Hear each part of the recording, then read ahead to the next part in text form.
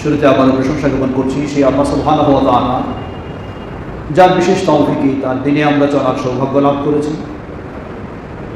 যিনি আমাদেরকে এই সম্মান ও মর্যাদা দিয়ে তার দিনের পথে চলার সুযোগ করে দিয়েছেন, তার ওই প্রশংসা জ্ঞাপনার্থে বলি আলহামদুলিল্লাহ। অতঃপর অসংখ্য সালাত ও সালাম পেশ করছি প্রিয় রাসূল মুহাম্মদ সাল্লাল্লাহু আলাইহি ওয়াসাল্লাম, তাঁর আসহাবে কেরাম, আহলে বাইত, শেষ দিবস পর্যন্ত তাঁর প্রতিটি একনিষ্ঠ অনুসারীদের উপর। সম্মানিত সমবেত মুসলিমবৃন্দ,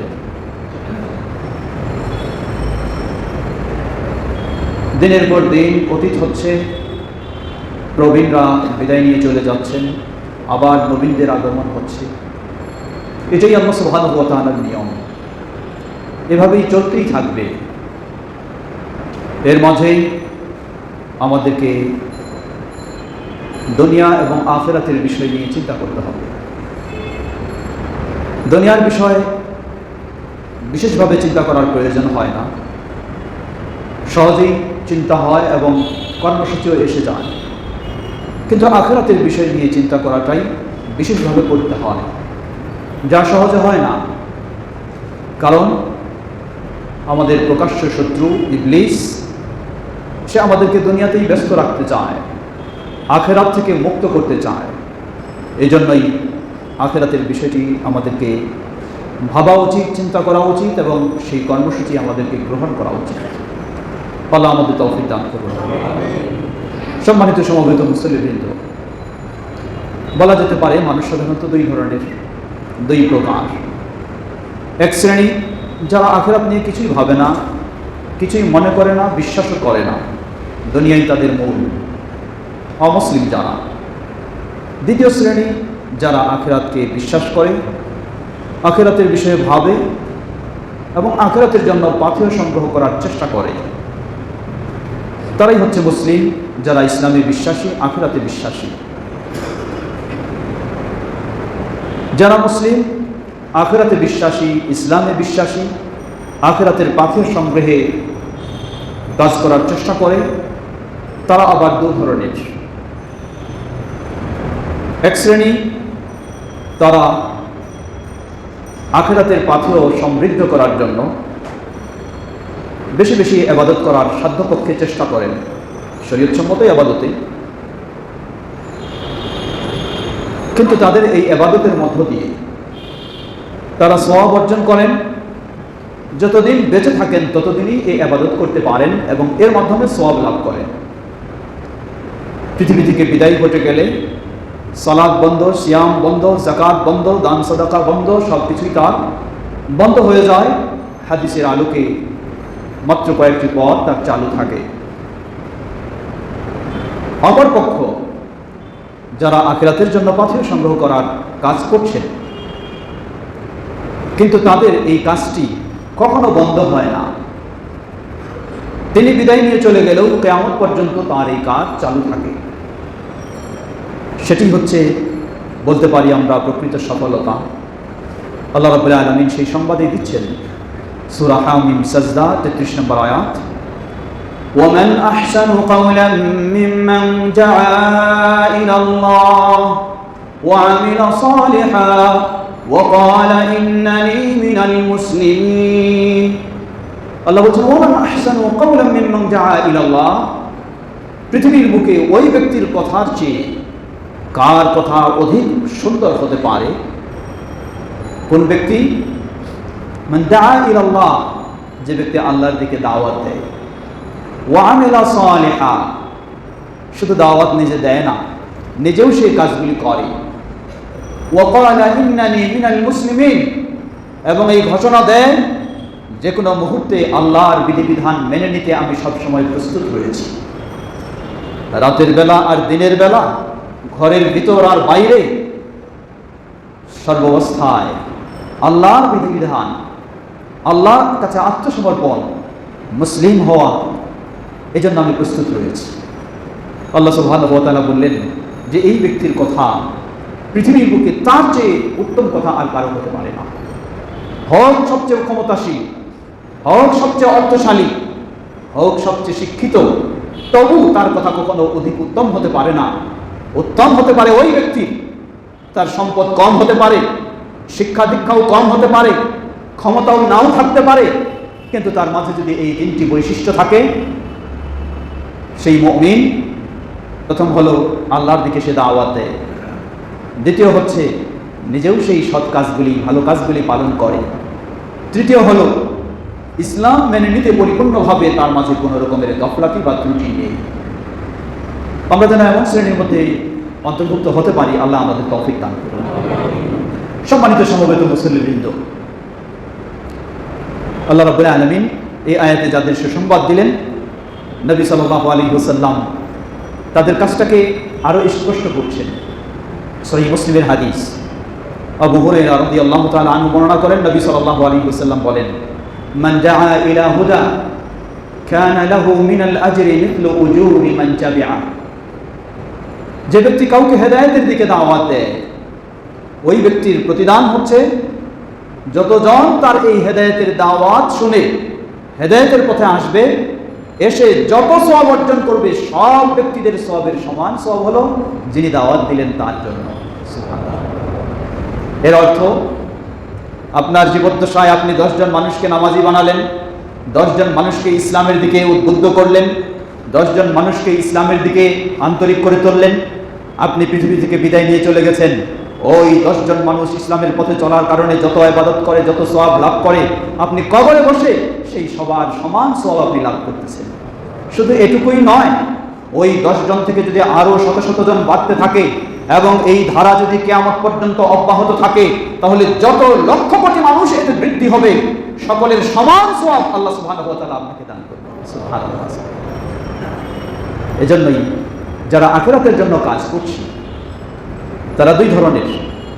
সালাত নিয়ে ব্যস্ত আছি, ফরজ তো আছি, ফরজের পরে অতিরিক্ত নফল সালাত নিয়ে ব্যস্ত আছি, সব পাবো, মরে গেলে শেষ, আর পাওয়ার সুযোগ নেই। কিন্তু ওই নফল সালাতের সময়টুকু হয়তো কিছু সালাত আদায় করলাম, কিছু সময় আমি একজন মানুষকে দিন বোঝানোর চেষ্টা করলাম, একজন মানুষকে দিনের দিকে দাওয়াত দেওয়ার চেষ্টা করলাম, তাহলে ওই ব্যক্তি যদি আমার এই দাওয়াত পেয়ে দিনের প্রতি সে আকৃষ্ট হয়, আন্তরিক হয়, নামাজি হয়, দিনদার হয়, তাহলে সালাতের সওয়াব আমি আমার জীবদ্দশায় পেতাম। কিন্তু এই ব্যক্তির দাওয়াত পাওয়ার কারণে যে সওয়াব হবে, আমার মৃত্যুর পরেও তার ধারাবাহিকতা আমি পেতে থাকি। সম্মানিত সমবেত মুসল্লিবৃন্দ, সুতরাং আখিরাতের পাথরকে সমৃদ্ধ করার জন্য এর চেয়ে উত্তম পন্থা আর কিছু নেই। আল্লাহ রাসূল সাল্লাল্লাহু আলাইহি ওয়াসাল্লাম এমনইভাবে কতই উদ্বুদ্ধ করেছেন। সহিহ মুসলিমের আরেক হাদিস, তিনি বলেন, মান দাল্লা আলা খাইরিন ফালাহু মিথলু আজরি ফাইলি। কেউ কাউকে যদি ভালো কাজের দিকে পথ দেখায়, ওই ভালো কাজে চলার মাধ্যমে সে যে সওয়াব লাভ করবে, যিনি পথ দেখালেন, আল্লাহ তাকে সমান সওয়াব দান করবেন। এ মর্মে অসংখ্য বর্ণনা এসেছে। এখন আসুন, আমরা জানলাম দাওয়া এটি একটি অত্যন্ত গুরুত্বপূর্ণ বিষয়, কিন্তু দাওয়াতের কাজ কিভাবে করব? আল্লাহ রাব্বুল আলামিন সূরা আলে ইমরান 104 নম্বর আয়াত, সেখানে আরেকটি পদ্ধতি বলে দিচ্ছেন। আল্লাহ বলেন, ওয়ালতাকুম মিনকুম উম্মাতুন ইয়াদউনা ইলাল খায়র ওয়া ইয়া'মুরুনা বিল মা'রুফ ওয়া ইয়ানহাউনা আনিল মুনকার ওয়া উলাইকা হুমুল মুফলিহুন। ওয়ালতাকুম মিনকুম উম্মাতুন ইয়াদউনা ইলাল খায়র। তোমাদের মাঝে একটি গ্রুপ হওয়া দরকার, একটি দল থাকা দরকার, যেই দল কল্যাণের দিকে দাওয়াত দিবে, ইসলামের দিকে দাওয়াত দিবে, ভালো কাজের উপদেশ দিবে এবং খারাপ থেকে বাধা দেবে। উলাইকা হুমুল মুফলিহুন। এরাই হচ্ছে কামিয়াব, এরাই হচ্ছে সফল কাম। আল্লাহ সুবহানাহু ওয়া তাআলা এই আয়াতে আমাদেরকে আরেকটি দাওয়াতি কাজের ক্ষেত্রে নির্দেশনা দিলেন, তা হচ্ছে সম্মিলিতভাবে দাওয়াতি কাজ করা, যৌথভাবে দাওয়াতি কাজ করা, গ্রুপ ভিত্তিক দাওয়াতি কাজ করা, দল ভিত্তিক দাওয়াতি কাজ করা, যেটাকে আমরা আরেক ভাষায় বলতে পারি সংগঠন ভিত্তিক দাওয়াতি কাজ করা। কেউ বলবেন, বরং কিছু স্পিকারও বলছেন, বক্তারাও বলছেন যে এই ধরনের সংগঠন বৈধ নয়, ইত্যাদি জায়েজ নয়, এগুলি এই সমস্যা সেই সমস্যা, জেনে নিন। যে কোনো বিষয় যদি তার নিয়ম মতো না হয়, তাহলে অবশ্যই সেখানে সমস্যা হয়। আল্লাহ সুবহানাহু ওয়া তাআলা যৌথভাবে, সমষ্টিগতভাবে দাওয়াতি কাজ করার জন্য এই আয়াতে নির্দেশ দিলেন। কিন্তু সেই দাওয়াতি কাজ যদি আবার কোরআন এবং সুন্নাহর আলোকে সমষ্টিগতভাবে যেভাবে হওয়া দরকার সেভাবে না হয়, তাহলে অবশ্যই সেটি নিষিদ্ধের মধ্যে চলে যাবে। আল্লাহ রাব্বুল আলামিন কেন বললেন তোমাদের মাঝে একটি দল হওয়া দরকার যারা এই কাজ করবে? এর অর্থ এই নয় যে আমরা একটা সংগঠন তৈরি করে নেব, অতঃপর এই সাংগঠনিকভাবে দাওয়াতি কাজ করব। কখনো যদি দেখা যায় যে কোরআন এবং সুন্নাহ অনুযায়ী এই সংগঠনকে টিকে রাখা যাচ্ছে না, টিকে থাকা যাচ্ছে না, তাহলে সংগঠনটাকেই মাপকাঠি মনে করে কোরআন সুন্নাহকে কাটছাঁট করব। যদি এই চিন্তা হয় তাহলে এমন সংগঠন অবশ্যই হারাম, তা শরীয়তে কখনো বৈধ নয়। মনে রাখবেন, সংগঠনটাই মূল নয়, মূল হলো ইসলামী কাজ, মূল হলো দাওয়াতি কাজ। দাওয়াতি কাজটাকে শক্তিশালী করার জন্য আল্লাহ রাব্বুল আলামিন সম্মিলিতভাবে করার নির্দেশ দিয়েছেন। দাওয়াতি কাজটা ফলপ্রসূ হওয়ার জন্য আল্লাহ রাব্বুল আলামিন সংঘবদ্ধ হয়ে, দলবদ্ধ হয়ে কাজ করার নির্দেশ দিয়েছেন। প্রতিদিন এই দলবদ্ধ হয়ে সম্মিলিতভাবে কাজ করার শিক্ষা ইসলাম আমাদেরকে দিচ্ছে। তা কিভাবে? 5 ওয়াক্ত সালাত একাকী আদায় করা পুরুষদের জন্য নিয়ম নয়। 5 ওয়াক্ত সালাত মুসলিম পুরুষদের জন্য প্রতিদিন জামাতের সাথে আদায় করতে হবে। এর অর্থই হলো সম্মিলিতভাবে চলা, পরস্পরে একসাথে চলা। শুধু নিজে নিজে চলবো, আরেকজনের খোঁজ নেব না, এই নীতি কখনো ইসলাম স্বীকৃতি দেয় না। ইসলাম দেয় সবারই খোঁজ নিতে হবে, সবাইকেই দিনের পথে নিতে হবে, সবাইকেই ভালোর দিকে নিতে হবে, সবাইকেই খারাপ থেকে মুক্ত রাখার চেষ্টা করতে হবে। তাই প্রতিদিন 5 ওয়াক্ত জামাতের শিক্ষাও যেন এটা যে নিজের মন মতো ইচ্ছা মতো চলবো এমন সুযোগ নেই, আমাকে সম্মিলিতভাবে চলার চেষ্টা করতে হবে। সম্মানিত সমবেত মুসল্লিবৃন্দ, খুতবার সময় সীমাবদ্ধ, বিষয়টি অত্যন্ত গুরুত্বপূর্ণ, কিন্তু বিস্তারিত আলোচনার সুযোগ হবে না। যারা বলেন যে সাংগঠনিকভাবে দাওয়াতি কাজ করা বা এই ধরনের ইসলামের কাজ করা ঠিক নয়, এমন কোনো মানুষ খুঁজে পাবেন না যিনি সাংগঠনিকভাবে কাজ করছেন না। যারাই বলছেন তাদেরকেই পাবেন।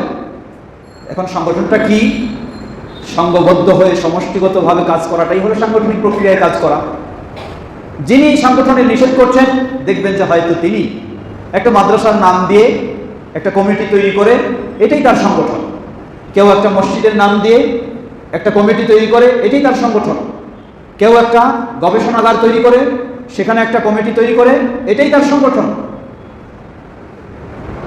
সুতরাং আমরা বলবো, যারা বলছেন এটা না, তারা সবাই কোনো না কোনোভাবে সাংগঠনিক প্রক্রিয়ায় কাজ করে যাচ্ছেন ঠিকই, কিন্তু সমস্যা হলো নিজের সুবিধাটা যেন নষ্ট না হয়, এই জন্য ইচ্ছা মতো তারা ফতোয়া দিচ্ছেন। তাই বলবো, এই ধরনের ফতোয়া কখনো উচিত নয়।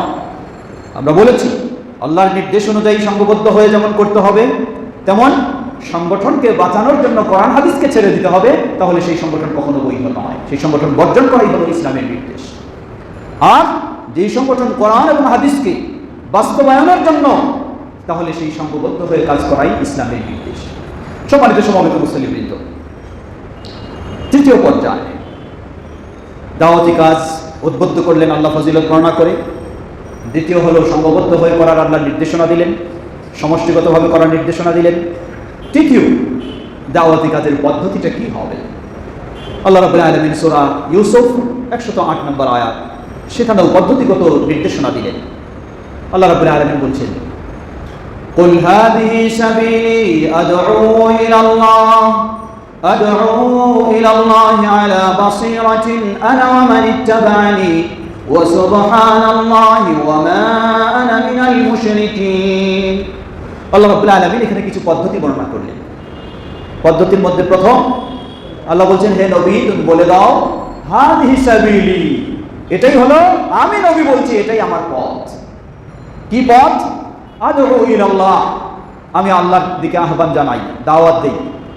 আলা বাসীরাতিন, সুস্পষ্ট দলিল সহকারে, কোরআন সুন্নাহর স্পষ্ট দলিল সহকারে আল্লাহর প্রতি আমি দাওয়াত জানাই।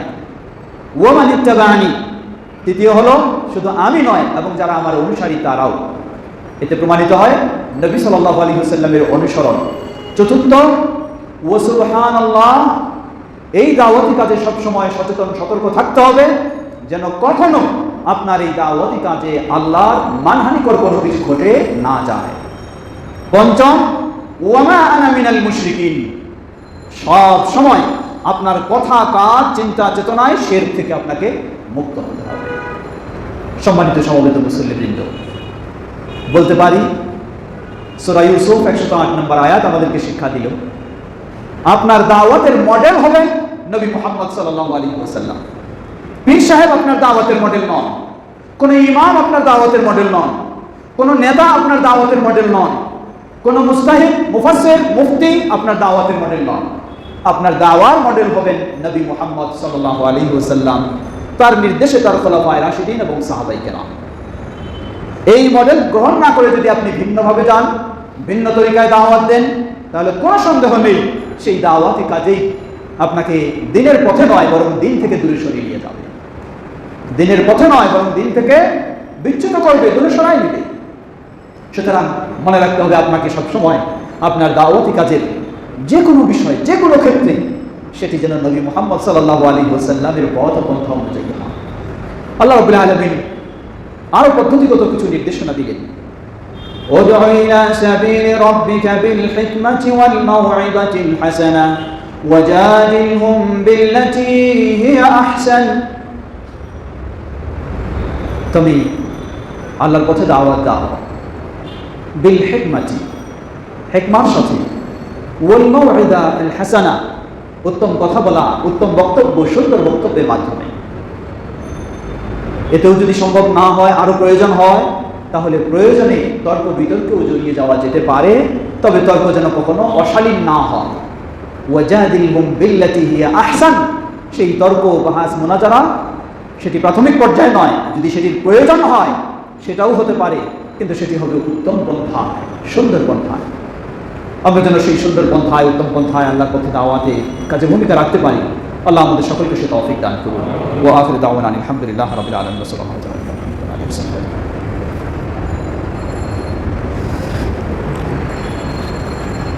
আলহামদুলিল্লাহ, আলহামদুলিল্লাহি রাব্বিল আলামিন ওয়া সলাতু ওয়া সালামু আলা আবদিল্লাহি ওয়া রাসূলিহি নবিয়িনা মুহাম্মদ ওয়া আলা আলিহি ওয়া সাহবিহি আজমাইন, আম্মা বা'দ।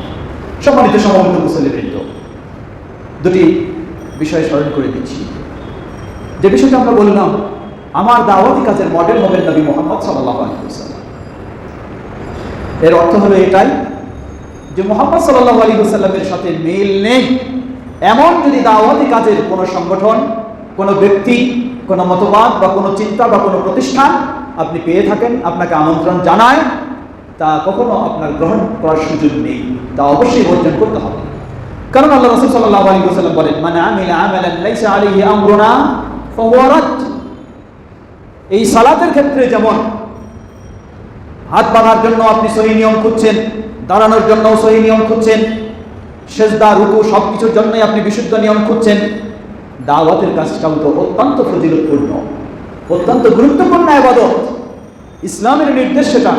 সুতরাং সেই ক্ষেত্রেও আপনাকে অবশ্যই সহি পদ্ধতি ও নিয়ম খুঁজতে হবে।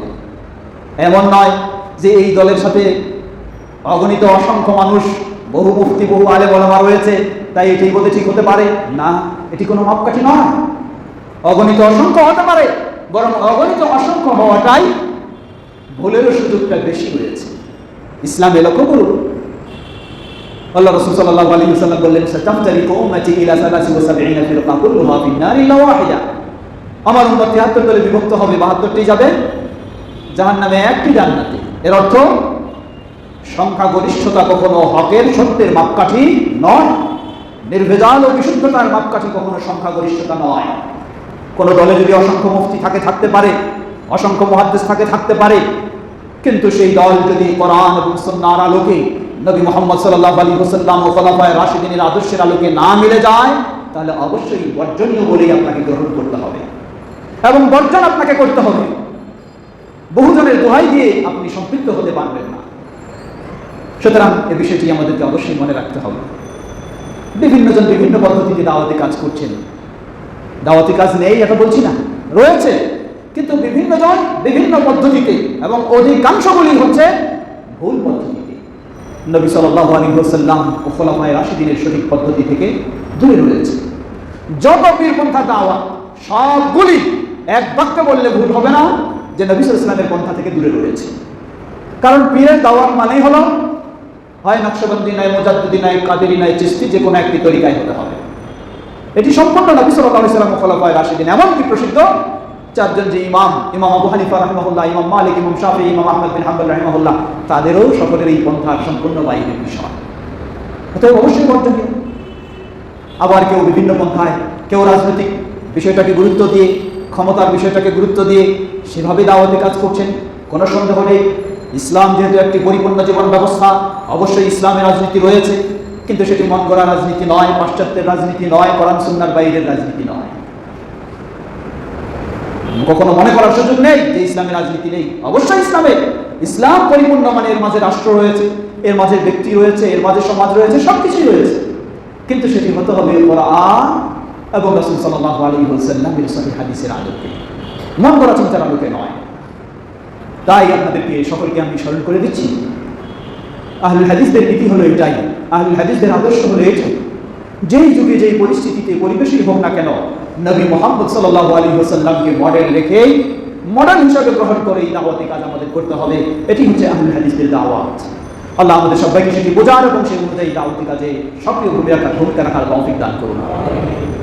দাওয়াতি কাজ শুধু এর অর্থ এই নয় যে সাংগঠনিক প্রক্রিয়া বা দলবদ্ধভাবে করতে না পারলে আর দাওয়াতি কাজ নেই, এই ভুল বোঝারও কোনো সুযোগ নেই। আপনি কোনো সংগঠনের সাথে সম্পৃক্ত রয়েছেন, ভালো, কিন্তু এর অর্থ এই নয় যে আপনি পরাধীন হয়ে গেছেন, দাওয়াতি কাজের আর একাকী ব্যক্তিগতভাবে মনে করার সুযোগ নেই। না, এই ধরনের ধারণা কখনোই ঠিক নয়। আপনি চলছেন, বাসে পাশে বসে আছে একজন মানুষ, আপনি তার পাশে বললেন, তার সাথে সুন্দরভাবে কথা বলে তার কাছে দাওয়াতি কাজ করুন। রিক্সায় উঠলেন, রিক্সাওয়ালার সাথে দাওয়াতি কাজ করুন। বাজারে গেলেন, সেখানে কাউকে পেয়েছেন, দাওয়াতি কাজ করুন। ব্যবসায়ী পার্টনার আপনার, তার সাথে দাওয়াতি কাজ করুন। আপনার কাছে ক্রেতা এসেছে, সেই ক্রেতার কাছে দাওয়াতি কাজ করুন। আপনি একজন চিকিৎসক, আপনার কাছে রোগী এসেছে, রোগীর সাথে দাওয়াতি কাজ করুন। আপনি একজন আইনজীবী, আপনার কাছে বিভিন্ন জন পরামর্শ নিতে এসেছে, তাদের সাথে দাওয়াতি কাজ করুন। প্রতিটি ক্ষেত্রে আপনার দাওয়াতি কাজ করার সুযোগ রয়েছে। এই জন্য প্রতিটি ব্যক্তিকে দাওয়াতি কাজ করতে হবে। এটি আলেম ওলামাদের কাজ শুধু এটা নয়, যিনি যেই ধরনের যোগ্যতা রাখেন তার সেরকম দায়িত্বটা বড়, কিন্তু প্রতিটি মুসলিমের এই দায়িত্ব হলো, নারী এবং পুরুষ প্রতিটি মুসলিমের এই দায়িত্ব হলো দাওয়াতি কাজ করা। বাইরে পাচ্ছেন না, অসুবিধা নেই, আপনার বাড়ির ভিতরের মানুষদের মাঝে দাওয়াতি কাজ করুন। বেনামাজি থাকলে তাদেরকে নামাজি বানান, বেদিন থাকলে দিনদার বানান। ইসলামী আদর্শ আচরণ তাদের মাঝে নেই, সেটি নিয়ে আসার চেষ্টা করুন। সুতরাং দাওয়াতি কাজ এটা শুধু আলেম ওলামাদের আর ইমাম খতিবদের এই ধরনের ধারণা কখনো রাখা উচিত নয়, সকলের। তবে এটাও আবার মনে রাখতে হবে, আপনার সীমা যতটুকু ততটুকুই আপনি কাজ করবেন। আবার আপনার সীমা অতিক্রম করে বেশি করতে চাইলে আপনি আবার হয়তো ভুলের মধ্যে পড়ে যেতে পারেন। অতি উৎসাহী হয়েও আবার কিছু করার সুযোগ নেই। আপনি আবেগী মানুষ, ইমানদার মানুষ, দেখছেন চোখের সামনে একজন অন্যায় করছে, হাতে কিছু নিয়ে তারে আঘাত করে হত্যা করে ফেললেন। না, ইসলাম আপনাকে এই সুযোগ দেয় নাই। এটার নাম দাওয়াতি কাজ নয়, এটার নাম হলো সীমা লঙ্ঘন, এটার নাম হলো চরমপন্থা হয়ে যাবে। সুতরাং ইসলাম হচ্ছে মধ্যম পন্থা অবলম্বন করে সকলকে এই বিষয়ে শিক্ষা নিয়ে, ধারণা নিয়ে সেই অনুযায়ী দাওয়াতি কাজ করা উচিত। আল্লাহ আমাদের সবাইকে সে তৌফিক দান করুন। যে যেখানে রয়েছে সেখানে যেন সেভাবে দাওয়াতি কাজ করতে পারি। আল্লাহ আমাদের সবাইকে সে তৌফিক দান করুন। ইবাদাল্লাহ রাহিমাকুমুল্লাহ, اللهم صل على محمد وعلى آل محمد كما صليت على إبراهيم وعلى آل إبراهيم إنك حميد مجيد. اللهم بارك على محمد وعلى آل محمد كما باركت على إبراهيم وعلى آل إبراهيم إنك حميد مجيد. اللهم بارك